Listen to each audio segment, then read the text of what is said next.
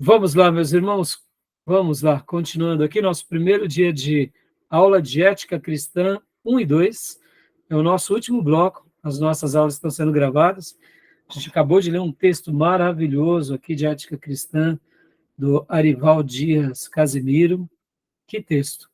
E agora vamos voltar ao material do professor pastor Maurício, né? Eu quero continuar lendo. Aliás, eu vou abrir um outro material aqui, irmãos, antes, rapidamente com vocês. Muito bom também, viu?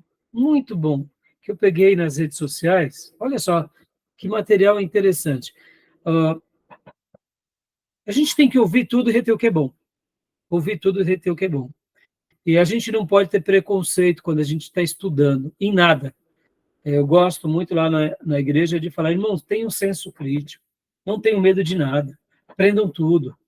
Agora, claro, você tem que dosar, né, sobre essas questões. Tem coisas que fazem mal para nós. Então, se eu estou indo numa coisa que me faz mal, para.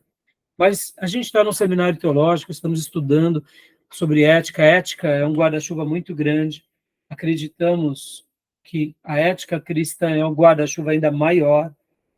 Mas a gente aprende com tudo. E olha só esse slide aqui que eu vou compartilhar com vocês agora. Ó. Muito interessante. Eu vou passar aqui para vocês. É um slide até do TRE. Olha só, é antigo, mas eu achei muito interessante.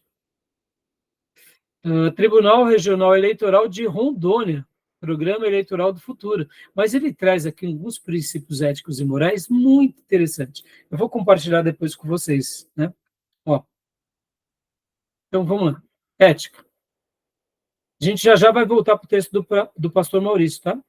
Mas eu achei muito legal. Ó, tradicionalmente, é entendido como um estudo ou uma reflexão sobre os costumes ou sobre as ações humanas. Pode ser entendida também como a própria realização de um tipo de comportamento. O estudo da ética é dividido em dois campos: problemas gerais e fundamentais, como liberdade, consciência, bem, valor, leis e outros. E problemas específicos ou concretos, como ética profissional, ética na política, ética sexual, ética matrimonial, bioética e etc. Moral e ética andam de mãos dadas e se confundem. No centro da ética aparece o dever, ou obrigação moral, conduta correta. O estudo da ética se defronta com problemas de variação de costume. O que é moral na Etiópia não é moral no Brasil. Por exemplo, a bigamia. Para os muçulmanos, é honroso ter mais de uma esposa. Já para os países católicos, pregam a monogamia, casamento único. Interessante isso, né, irmãos? Vocês verem como essas ideias, a gente precisa debater, aprender, porque o que é moral na Etiópia não é moral no Brasil e vice-versa. E isso é muito interessante, né? Tudo bem? Sim. A ética na Antiga Grécia. Historicamente, a ideia de ética surgiu na Antiga Grécia por volta de 500 a 300 a.C., através de observações de Sócrates e seus discípulos. Sócrates, sei que nada sei. Uma coisa posso afirmar e provar com palavras e atos. É que nos tornamos melhores se cremos que é nosso dever seguir em busca da verdade desconhecida. Palavras de Sócrates. Sócrates refletiu sobre a natureza do bem moral, na busca de um princípio absoluto de conduta. Duas formulações mais conhecidas: nada em excesso e conhece-te a ti mesmo. Platão, discípulo de Sócrates, colocava a busca da felicidade, sumo bem, como o centro das preocupações éticas. O homem só encontra a felicidade na prática das virtudes.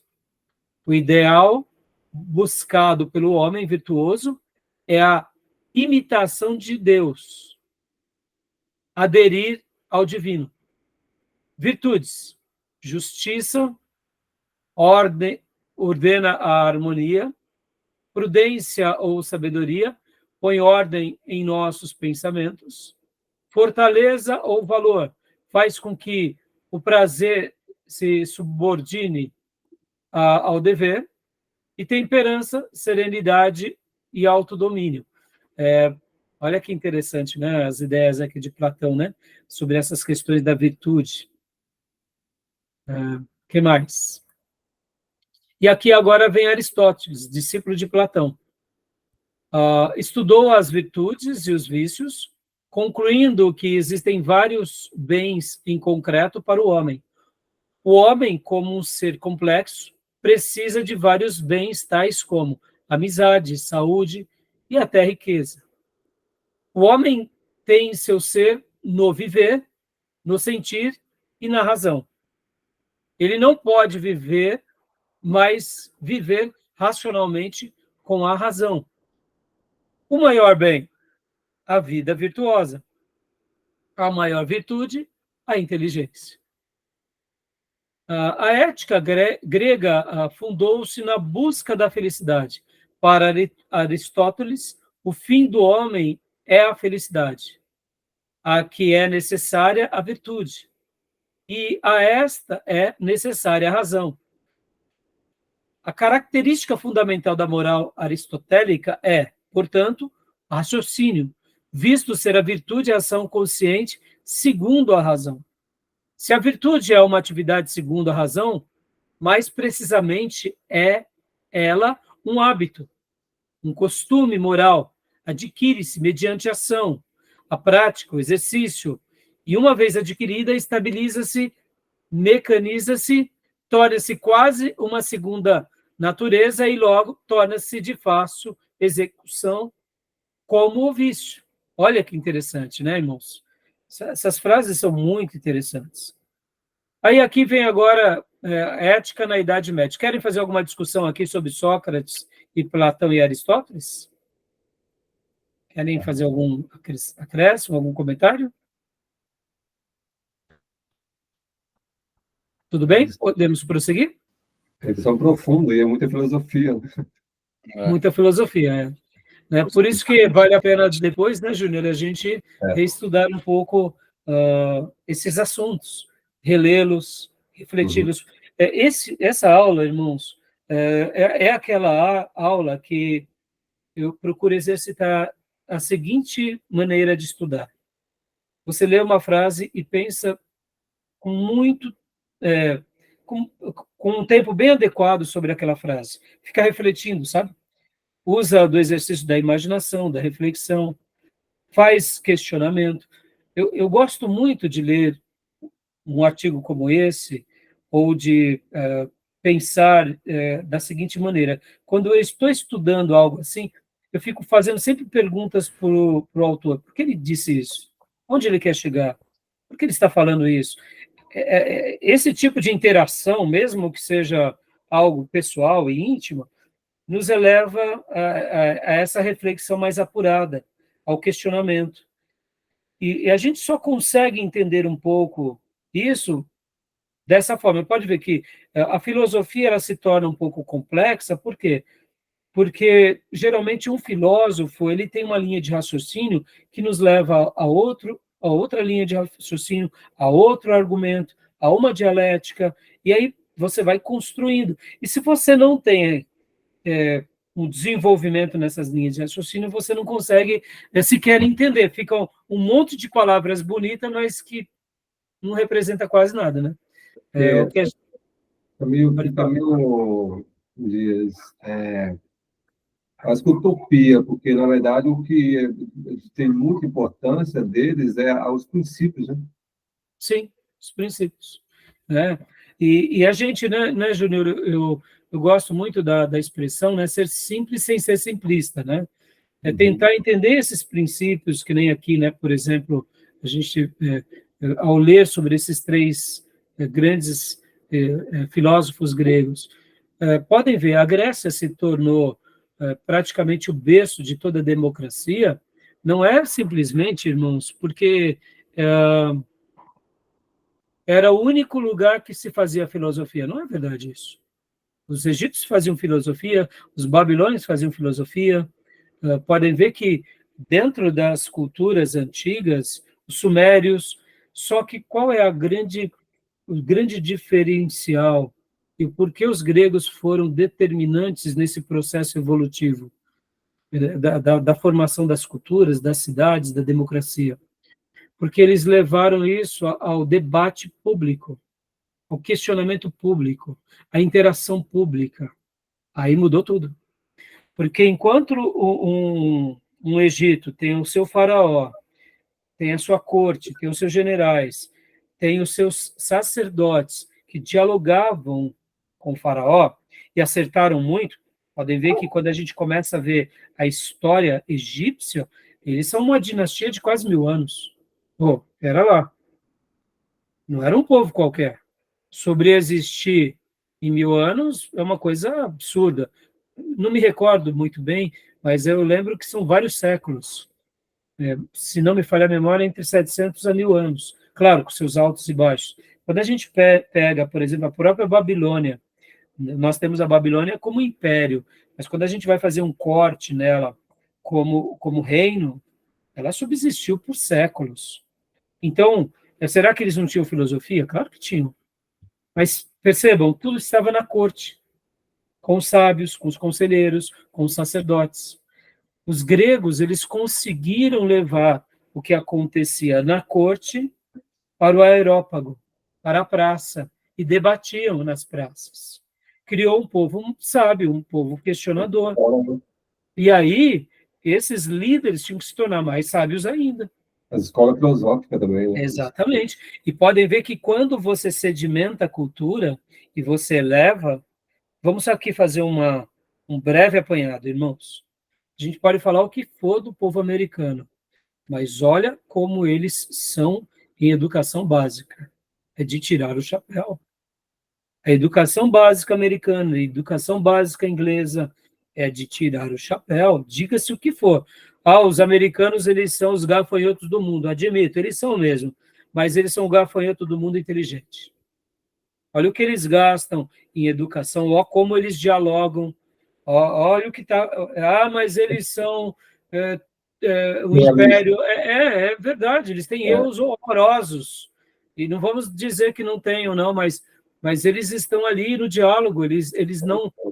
A democracia americana está lá, eles podem até se curvar para os seus próprios pecados, para a sua liberdade excessiva, mas a gente não vai poder dizer que eles praticam uma tirania de oprimir a voz do outro. A criança fala, a empregada doméstica tem voz, acabou, é admirável. Economia. A economia, a oportunidade que eles deixam. Podem ver como o nosso país não tem educação básica, como o nosso país está se enveredando para um lado de domínio das massas, de impedir que as pessoas tenham o quê? Tenham acesso às coisas. A maneira de impedir com que você tenha acesso a tudo. Ou seja, é perigoso. Porque os americanos eles têm muitas oportunidades? Porque nesse mundo de inteligência, de diálogo, se cria mais oportunidade. Agora a gente pega as riquezas dos americanos naturais e pega do Brasil. A gente somos incalculáveis, mas o que nos falta? Educação, essa discussão, essa liberdade. Então percebam que existem caminhos que a gente não pode, mesmo que seja numa igreja, utilizar. A tirania na igreja é mais fácil, dizer não de forma simplória é mais fácil, colocar uma fé cega é mais fácil, mas está errado. Não foi o caminho de Jesus, não é o caminho bíblico e não é o caminho que Deus deseja para nós, né? Então, beleza? Então, vamos continuar aqui o artigo para a gente concluir. Olha só que interessante. Na Idade Média. Na Idade Média, o pensamento ético passou a ser ligado à religião, à interpretação da Bíblia e à teologia. A ética e religião. A religião traz em si uma mensagem ética profunda de liberdade, de amor, fraternidade universal. Estabeleceu muitas regras de conduta, trazendo, sem dúvida, um grande progresso moral à humanidade. Claro, aqui é só uma síntese, né? E aí ele vem agora e coloca nesse artigo ética na Idade Moderna. Na Idade Moderna, 1600, encontramos duas tendências: a busca de uma ética racional pura, subjetividade humana, e tentativas de unir a ética religiosa às reflexões filosóficas. E aqui eles vão trazer grandes pensadores modernos. Né? E aqui, né, depois vocês leiam aqui, eles colocam também Karl Marx, claro, né? Immanuel Kant, a gente já comentou um pouco deles. E assim, depois vocês acabem lendo falam sobre a questão da liberdade, né? E aí termina esse texto. Tá bom, meus irmãos? Ok. Beleza? Beleza. Né? E agora vamos voltar para o nosso artigo aqui do professor Pastor Maurício. Joia, a gente está encerrando aqui. As bases da ética cristã. Gostaram do texto, meus irmãos? Talvez vocês não gostaram, porque apareceu foto do Karl Marx lá, né? E aí, esse camarada é perigoso, né? Mas eu não poderia deixar de passar para vocês. Só falando para vocês, irmãos, ali é do TRE de Rondônia. Eu achei legal, né? Interessante isso, né? Se fosse mais ensinado, né, de uma forma mais comum, né, seria ótimo. Para a gente concluir aqui, irmãos, vamos ler algumas páginas aqui. Base da ética cristã. Ética cristã do Antigo Testamento. Leia para nós, pastor Johnny, por gentileza. Ou não, melhor, Gil, leia para nós, Gil, por gentileza. Leio sim. Ética do Antigo Testamento. Primeiro, o caráter ético de Deus. A religião dos judeus tem sido descrita como monoteísmo ético. O Velho Testamento fala da existência de um único Deus, o Criador e Senhor de todas as coisas. Esse Deus é pessoal e tem um caráter positivo, não negativo ou neutro. Esse caráter se revela em seus atributos morais. Deus é santo. Levítico 11:45, Salmos 99, versículo 9. Justo, Salmos 11, versículo 7, 145, Pode 17. pular os textos, Gil. Deus é verdadeiro, misericordioso, fiel. Joia. Então, a ética do Antigo Testamento, revelando o caráter ético de Deus. Continuando aqui, a natureza moral do homem. Leia para nós, Júnior, por gentileza.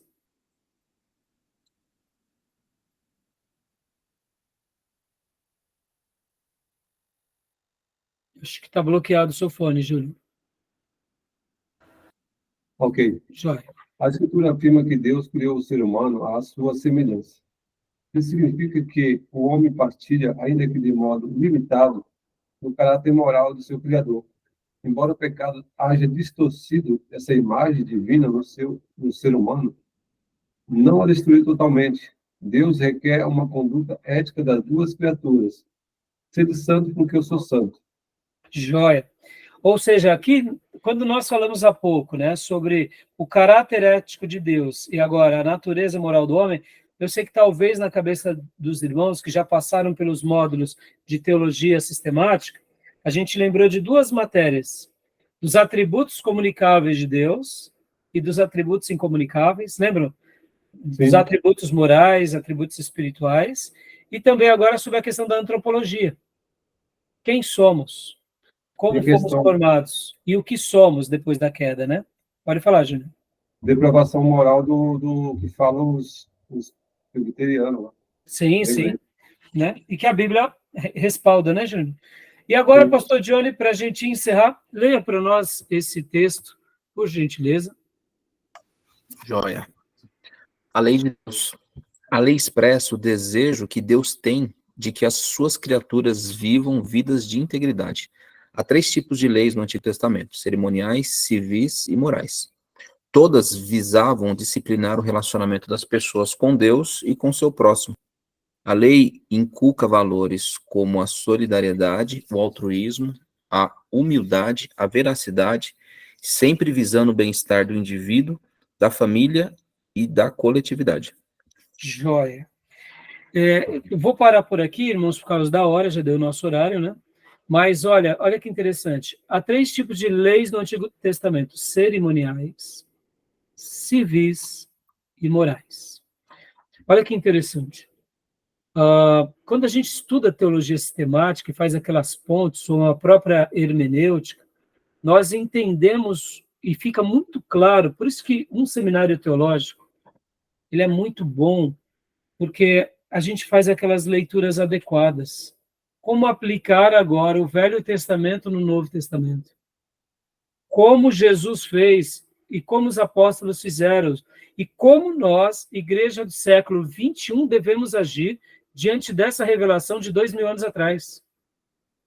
Né? Então, assim, a lei de Deus está em nós, a palavra de Deus expressa tudo isso no Velho Testamento, Deus inculca em nós para que a gente construa um mundo melhor. Alguém já disse essa frase, que podemos aprender pela experiência, mas nós nos tornamos mais sábios quando aprendemos pela experiência dos outros. Eu posso aprender pela tentativa e erro. Quanto tempo isso me durará? Possivelmente uma experiência bem maior do que aquele que aprende com a experiência do outro. O que eu quero dizer com isso? Nós nos tornamos mais sábios quando nós temos esse olhar para a história. E já que sabemos que o ser humano é o mesmo, só muda alguns apetrechos de tecnologia, mas é o mesmo homem caído em qualquer contexto, ou como disse, né, o escritor daquele livro, O Homem que é Homem, um livro escrito para homens, esqueci o nome do autor agora, que eu indico inclusive para vocês, eu nunca mais me esqueci de uma frase, que ele fala, em certa ocasião, ele diz assim, que o ser humano não mudou, o ser humano continua o mesmo desde o Éden. Dizer porque agora ele come as suas presas de garfo e faca, ele deixou de ser um canibal, só mudou que agora ele usa garfo e faca, lencinho, mas é canibal do mesmo jeito. Ou seja, eu gostei dessa definição, né? Ou seja, os valores de Deus revelados em toda a história da humanidade, principalmente na Bíblia, são categóricos. Né? O homem ele é depravado, ele é pecador, ele é falho. Civilizado. Hã? Civilizado, mas a essência é outra. Ele foi civilizado, então é o canibal, e ele diz mais ou menos com essas palavras. É como dizer que o canibal evoluiu só porque ele está comendo agora o ser humano, né, que ele capturou, de garfo e faca. Ele é um canibal. Ou seja, somos pecadores, né? Dizer porque a gente a gente viaja de avião, pula de paraquedas, usa tecnologia, a gente agora somos de uma espécie diferente. Não. Somos canibais do mesmo jeito. Só temos o acesso à tecnologia, né? Então, ao refletir sobre tudo isso e como eu dizia há pouco, né? Aprender pela experiência é bom. Mas quando eu aprendo pela experiência do outro, eu me torno mais sábio. Por quê? E é por isso que a Bíblia é o nosso livro, e as leis de Deus é o nosso livro de fé, regra e prática, logo, de ética e de moral. Então, ao olhar para ela e aprender com ela, a gente não vai ter que aprender pela experiência. E nós nos tornamos mais sábios. Essa frase eu aprendi com o Rick Warren. Eu nunca mais me esqueci. E é verdade, irmãos, estamos aqui numa escola de teologia. Eu antecipei muitos anos do meu ministério sentando com os pastores e aprendendo com eles. Quando eles apontavam um caminho e diziam, olha, eu acertei indo por aqui, eu errei indo por ali. E aí isso me antecipou muitas tentativas de experiências. Por quê? Porque eu olhando para os pastores e seguindo os passos desses pastores, eu vi que aprender com a experiência deles seria menos dolorosa. E o que a gente está fazendo aqui? Pode ver, é isso. Então, a gente vai caminhar bastante, a gente vai aprender bastante com a permissão do Senhor. Tá bom, meus irmãos? Fechado? Amém. Alguma pergunta? Alguma dúvida? Não, Por mim tá tranquilo. Eu vou mandar todo esse material agora aqui para vocês no nosso grupo de Pastor WhatsApp. Johnny, manda esse livro aí para a gente, gostei. Isso. Pastor Johnny, põe a foto para nós legal. lá, né, no grupo. E, irmãos, eu estarei compartilhando agora, inclusive, para não esquecer, todo o material aqui de ética. Então, vocês verão que tem muitos textos, muitos slides, muitas coisas, tá bom? E é um apanhadão que eu faço e vou acrescentando sempre, né, que posso, vou acrescentando materiais novos. Estou compartilhando agora no nosso grupo de WhatsApp do seminário. Tá bom? Beleza, meus irmãos? Mais alguma pergunta? Tá bom. Não, tranquilo. Tranquilo? Então, que Deus abençoe. E Amém. que Deus dê uma excelente noite para vocês, um excelente culto de oração amanhã. Obrigado.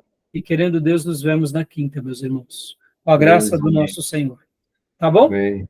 Amém. Uma noite abençoada para Amém. todos, meus Deus irmãos. abençoe. Amém. Um abraço para o Felipe, né? Agradeço. Ah, tá. Ele já deve estar lá. Alcaraz. Já deve estar lá com a namorada.